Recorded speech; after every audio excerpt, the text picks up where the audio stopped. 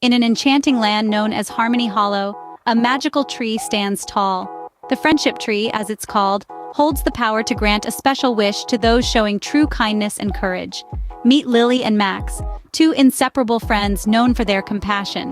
One day they encounter a lost and lonely creature, Sparkle the starling.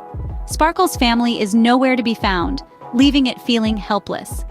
Kind-hearted Lily and Max decide to help. Their journey takes them through the enchanted forest, meeting woodland creatures needing help.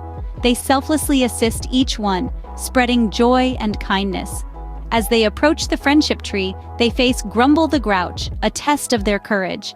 Unwavering, they overcome the challenge.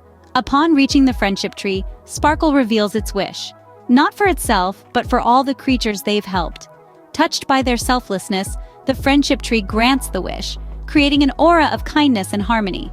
The lesson: true friendship, kindness, and courage can create a magical world of joy and harmony. No act of kindness is too small. Share this tale, spread the message of kindness and friendship, like, subscribe, and hit the notification bell for more tales from Harmony Hollow.